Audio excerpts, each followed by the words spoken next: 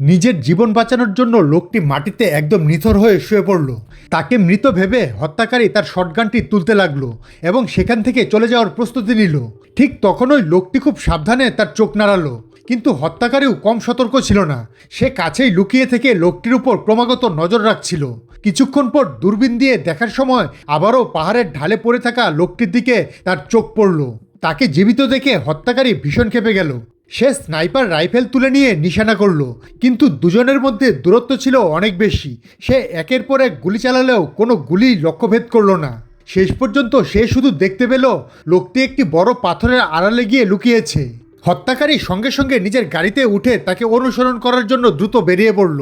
অন্যদিকে লোকটি হামাগুড়ি করতে করতে একটি গুহার কাছে গিয়ে পৌঁছালো। তার আশা ছিল গুহার ভেতরে থাকা জলের ধারা থেকে কিছুটা জল পেলে তার শরীরে আবার শক্তি ফিরে আসবে। কিন্তু ভেতরে ঢুকতেই তার সেই আশা ভেঙে গেল, কারণ জলের উৎস পুরোপুরি শুকিয়ে গিয়েছিল। অত্যন্ত দুর্বল অবস্থায় হঠাৎ তার পা পিছলে গেল এবং সে গুহার ভেতরে থাকা একটি গভীর গর্তে গিয়ে পড়ল। হত্যাকারী গুহার মুখে এসে থামলো। সে মেগাফোন দিয়ে লোকটিকে ক্রমাগত উত্ত্যক্ত করতে লাগলো।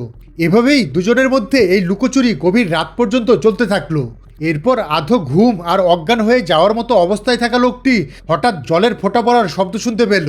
আসলে দিন ও রাতে তাপমাত্রার পরিবর্তনের কারণে সেখানে সামান্য জল জমেছিল। সে এক মুহূর্ত দেরি না করে যতটা সম্ভব জল পান করে নিল। ধীরে ধীরে তার শরীরে কিছুটা শক্তি ফিরে আসতে শুরু করলো। সুযোগ বুঝে সে চুপচাপ গুহা থেকে বেরিয়ে এলো। এদিকে হত্যাকারী কিছুক্ষণের জন্য সেখান থেকে সরে প্রস্রাব করতে গিয়েছিল। লোকটি এই সুযোগকে কাজে লাগিয়ে হত্যাকারীর গাড়ির ভেতরে ঢুকে পড়ল। সে ভেতরে একটি মোবাইল ফোন খুঁজতে লাগলো, যাতে কোনোভাবে সাহায্যের জন্য যোগাযোগ করতে পারে।